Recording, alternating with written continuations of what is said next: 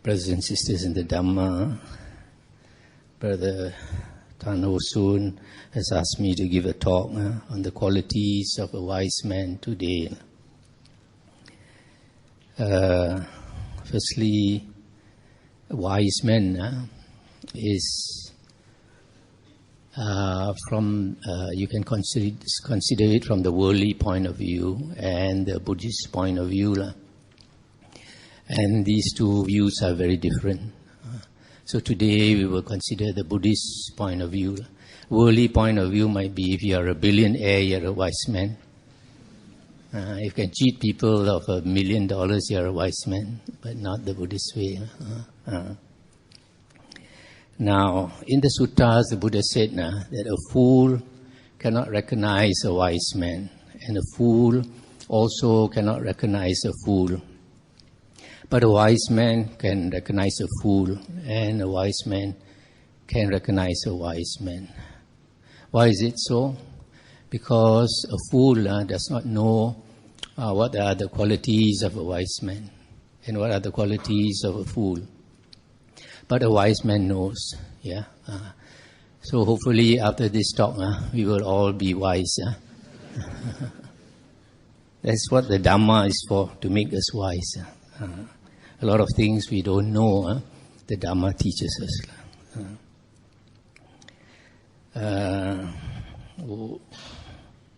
In the Mangala Sutta, it is stated, Asevana cha balanang pandita nancha sevana puja cha pujaniyanang etam mangala muttamang. Not to associate with fools, to associate with the wise. To honor those worthy of honor, this is the highest blessing. So the Buddha is telling us not to associate with fools, but with wise men. Why is this so? Because our friends influence us, especially when we are young. As they say, birds of the same feather flock together. There is a doctor who told me he has several brothers, and two of his brothers are drug addicts. So he told me he was very lucky. His peers showed him the way. So today he's a successful doctor, whereas two of his brothers became drug addicts. So peers are very important. Elders who advise us, who lead us, our teachers, our elders. In the Majjhima Nikaya, Sutta 129, there is a sutta called Bala Pandita Sutta, Fools and Wise Men. This is a sutta that talks a lot about fools and wise men. And there the Buddha said, a fool is recognized by three things, and a wise man is recognized by three things. A wise man thinks good thoughts, speaks good words, and does good deeds, whereas a fool does evil thoughts, evil words, and evil deeds. Good thoughts are wholesome thoughts, compassionate thoughts, kind thoughts. Thinking good about other people, not thinking to harm other people. And then good words are beneficial words, words that help other people. For example, the Dhamma. The Dhamma is the most helpful.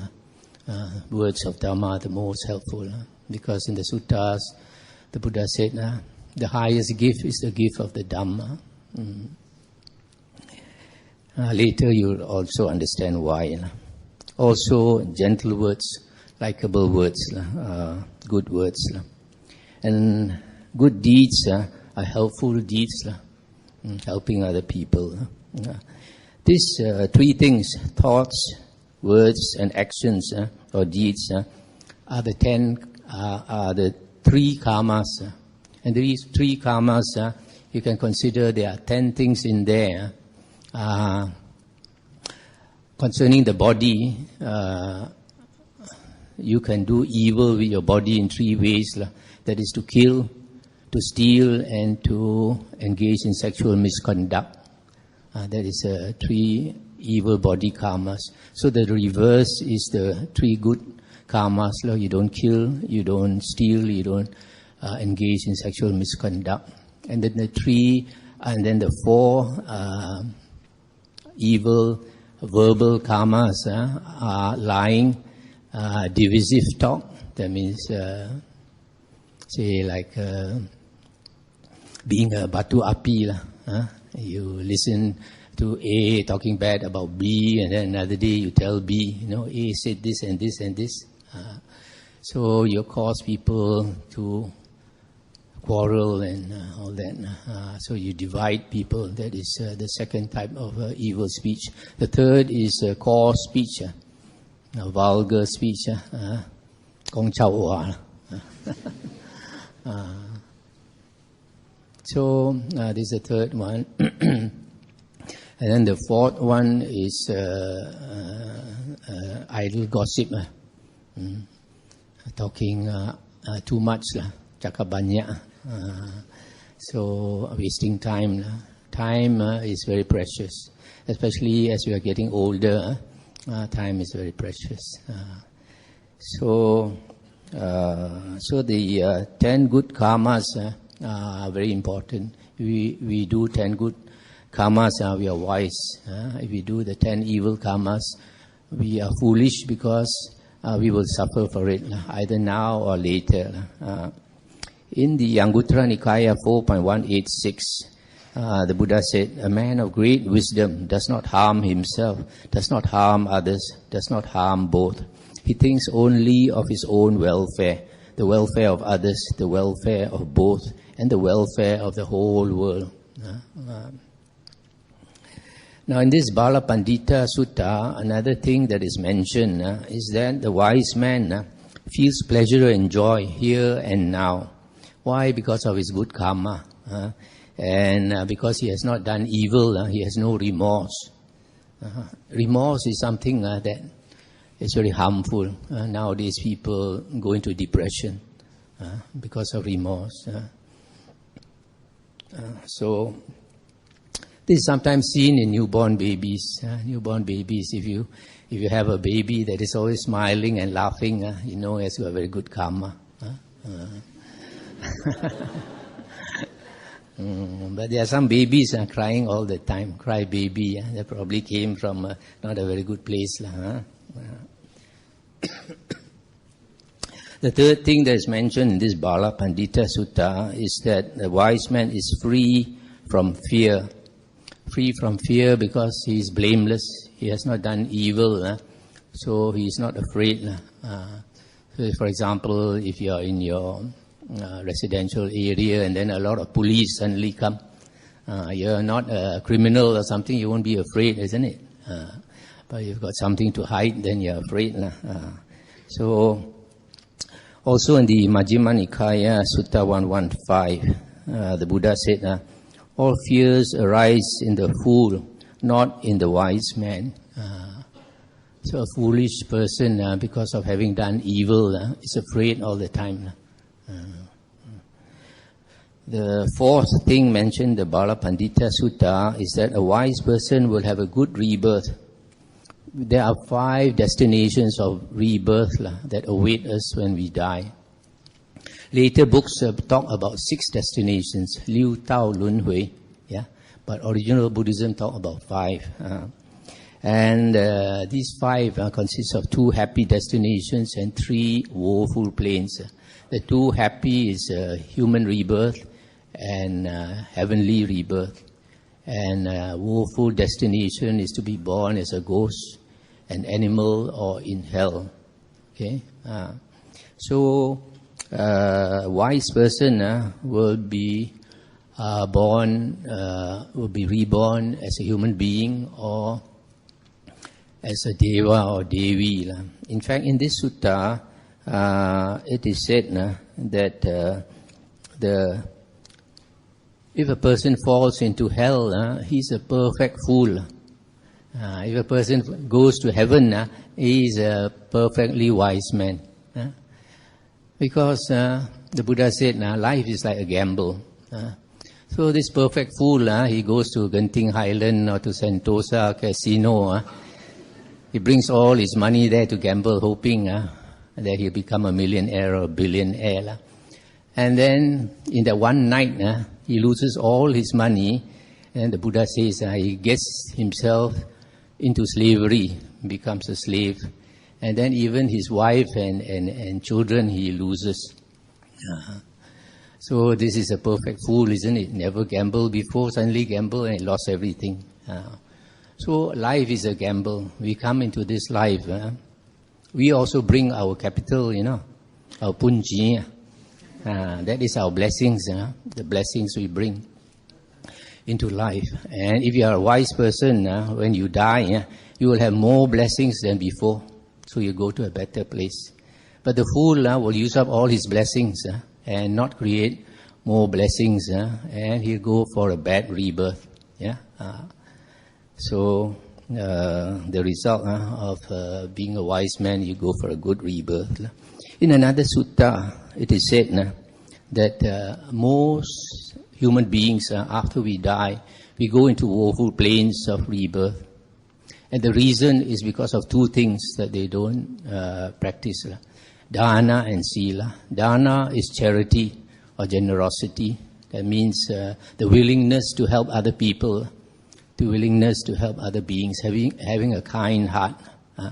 And the second one is sila. Sila is not to harm others, refraining from harming others. So you have 7 precepts actually that are very important. These 7 precepts are called the Aryan precepts. A lot of people think that if you keep the 5 precepts, you can go for a good rebirth, but not 5 precepts, but 7, because Aryan precepts are found in the Noble Eightfold Path, consisting of right speech, right action, and right livelihood. And you investigate these 3 factors, there are 7 precepts there. 3 body precepts: not to kill, not to steal, not to engage in sexual misconduct. And verbal is 4, as I mentioned just now: not to lie, not to engage in divisive speech, not to engage in vulgar or coarse speech, not to engage in idle gossip. So these 7 precepts are extremely important. So these 2 things, if a person does these 2 things, charity and uphold the 7 precepts to a lesser degree, you will be reborn as a human being with not so good karma, not so lucky. If you keep these 2 things to a medium degree, you'll be born as a human being with a medium, medium level of livelihood. If you do these 2 things to a higher degree, you'll be born with a lot of good luck. So dana and sila is a very basic. If you want to go to heaven, then bhavana, siu heng, siu sing is also needed, because siu sing, siu heng basically is siu lui heng ui.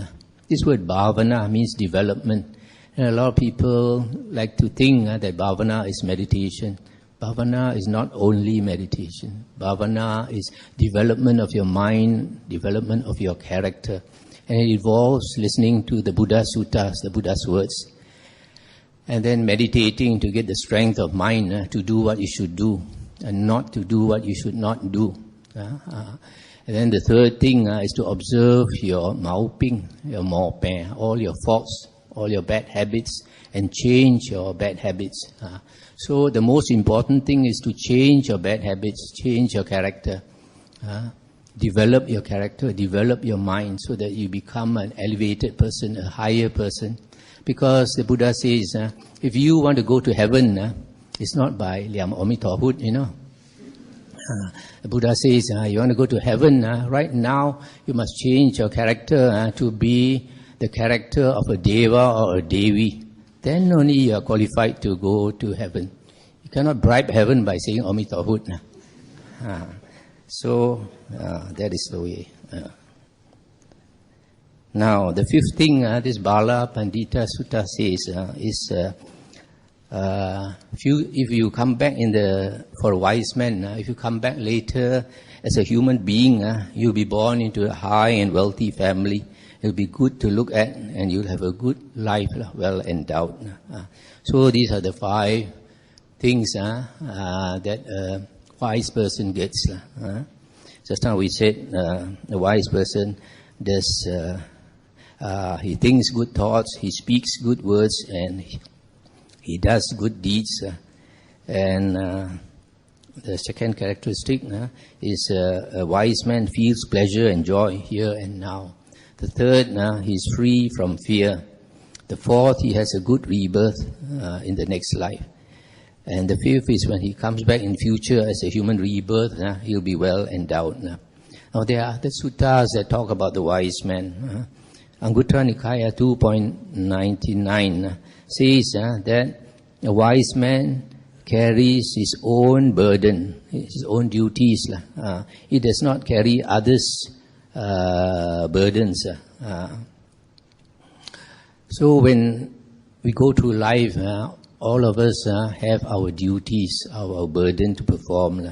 When we are young, we have to prepare to be a good adult. So our parents tell us that you must study well so that in future you have an easier life. So the foolish boy will not want to study, he wants to lepak. And then waste his time, mix with friends who smoke and all that. Then later he has to work as a coolie, do very hard work, and get very little money for it. So that is, and then when you are young, you have to learn to be obedient, to study, and all that. And then as you become an adult, you have worldly duties to do. Yeah, you have a family to take care of, either your own family or your siblings or your relatives, your parents, grandparents to take care of. These are the duties of an adult that you have to perform because you have received from your parents, you must give back. That's only fair, isn't it? Because later you will become old yourself. And if you treat your parents well, in future your children will treat you well. Now, when we are old, we have to prepare for death and future lives.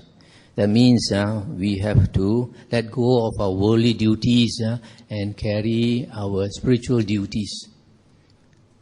A lot of people don't realize this. A lot of people, they die in harness, keep on working until you die. And then when you're about to die, you suddenly get a shock. Why do you get a shock when you're about to die? For umpteen years you have seen people dying. Yeah, you should know that one day your turn will come, isn't it? So we have to prepare for it. A lot of people, they don't never think. A lot of people don't like to think about these things. They say, "Choi." Don't talk about old age, sick and death. But that's reality we have to face. So we have to be smart. We have to prepare, because if you prepare, then when the time comes, you will not be afraid of death. Because a wise man is well prepared. When death comes, he's not afraid. Anytime he's not afraid when death comes. So don't get too involved in worldly duties. There are some people, after taking care of so many children, they still want to take care of grandchildren. So be liao, that's not these worldly duties. After grandchildren, some more great grandchildren. So it's very, very important to prepare, because to prepare yourself for future rebirth is not overnight. Something you can do overnight. It takes many years. Xiu Heng is to change your character, change your mind. It takes many years, at least 10 years. Yeah. Now another sutta, Anguttara Nikaya 4.115. There are 4 types of actions the Buddha mentioned.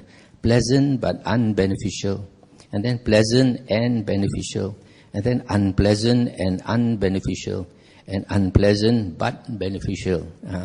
So the first one, pleasant but unbeneficial, a lot of worldly people will chase after, like going to karaoke, sexual misconduct, hunting, fishing.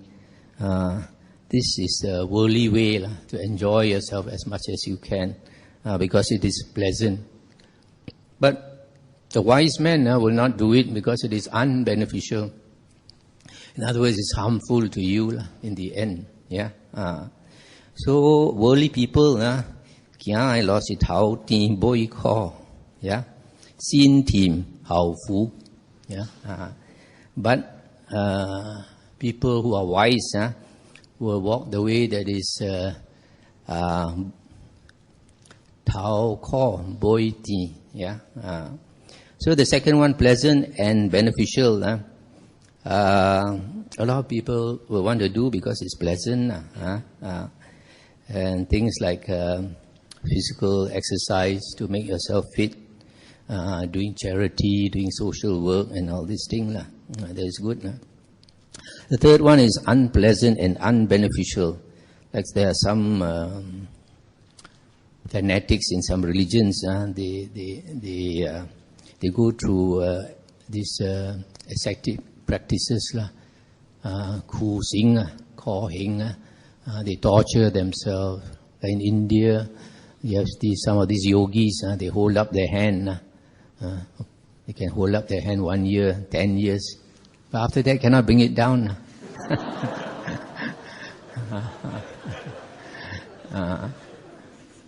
And then every day got pain. So that is unbeneficial. But because of wrong view, they do that. They think it's actually beneficial. So it's very pitiful. They're very sincere, but a bit bodoh. Now the last one is unpleasant but beneficial.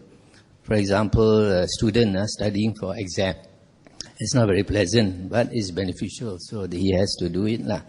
And then the spiritual path, especially to keep your sila, samadhi, panya, that is hard work. A lot of people won't walk that way, but because it is unpleasant. But a wise man, because he sees, even though it is unpleasant, it is beneficial, he will do it. So these are the 4 types of actions that distinguish a fool from a wise man. Now, there is an important sutta concerning karma in Anguttara Nikaya, I think 5.43. There the Buddha said, there are several things in the world that everybody wants. We want to be born beautiful. We want to be rich. We want to have a happy life. We want to have a long life. And after we pass away, we want to go to heaven. Everybody wants this, isn't it? But the Buddha said, these things that we want, we cannot get them by praying. We cannot get them by making vows. We cannot get them crying out loud for them. We cannot get them even though we think of them every day. Because the Buddha said, if we can get them, why is there so much suffering in the world? You can imagine beings in hell every day being tortured. They are crying out for hell. Who is helping? Nobody is helping them. So, for example, in Syria, now the war is going on. The people there are suffering so much. Every day they pray for help. Who is helping them? Nobody is helping them. So, the Buddha gave some examples to make us understand how vows by themselves do not work. So the Buddha said, suppose a person wanted oil. So a wise person will get sesame seeds and he will grind the sesame seeds and he gets oil.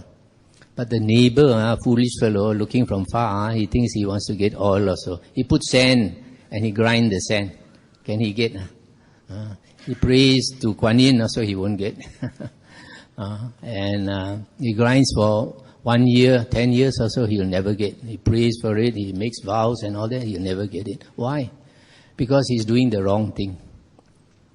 So the Buddha, that's why the Buddha said, vows alone does not get us what we want. We have to work for it and do things the right way, the smart way. Another example the Buddha gave is that somebody wanted butter. So he took milk and he churned the milk, keep on churning, and the milk slowly becomes butter. Yeah, but a foolish fellow, he takes water and keeps churning the water. 10 years or so he won't get. Yeah, so that's because he didn't do the right thing. So it is very important to do the right thing, and you can only do the right thing if you are taught the right way. The other thing I like to say is that the human life is very, very important, because in the human life, of all the 5 destinations of rebirth, we do the most karma in the human realm. Thao gao king, xiao tang, xiao sai. Thinking all the time, I want to do this, want to do that. So, because we keep thinking and doing this, doing that, we create a lot of karma. And this karma that we create now will decide the next few lifetimes. Not just one lifetime, but many other lifetimes. Because in the other realms, you do little karma. If a person is reborn as a cow, he keeps eating grass the whole day, he doesn't think so much. Yeah. So they don't do much karma. Ghosts also, every night go out and just cry, look for food, eat all the dirty corpses and all that by the roadside, and keep on crying. They don't use their thinking mind. So humans, we do a lot of karma. So we have to be very, very careful. Now, samsara is very scary because of what? Because of the 3 woeful planes. If we are reborn as a human being or as a deva or devi, then samsara is very pleasant, isn't it? But it's because of the 3 woeful planes that are very frightening. Some people, they have this yam yong ngan, they can see ghosts. Then you ask them, they can tell you, very scary. But then even if they don't tell you, if you have a nightmare and you have a nightmare where you are chased by ghosts, how do you feel? Very frightening, isn't it? So imagine if you are reborn as in the ghost realm, it's very, very frightening. And then as an animal, animals, why it's even more fearful, because the Buddha said, if you are caught by a bigger animal, you'll be eaten alive. Imagine your skin is torn out from you, your flesh is torn out for you, and you're crying in pain before you die. That's why animals live in great fear. You see the bird come down to the ground to eat also, one peck and he look left, one peck and he look right, looking left and right all the time. Very scared. So the worst is hell. Description of hell is given in the suttas. How you are tortured in hell. It's terrible. You are a fugitive in hell. Keep running, trying to escape from the hell beings who torture you. But every now and then you get caught. So the smart thing to do in life is what? To find a way never to be reborn as a ghost or an animal or go to hell. And luckily there is a way. If there is not a way, then we'll be suffering forever. Now, in the Samyutta Nikaya 55.62 up to 74, it is said that there are 4 factors that lead to great wisdom, that lead to vast wisdom, that lead to unequal wisdom. And what are these 4? First one is association with true men. Secondly, hearing the true Dhamma. The third is yoniso manasikara. And the fourth is practice in accordance with the Dhamma.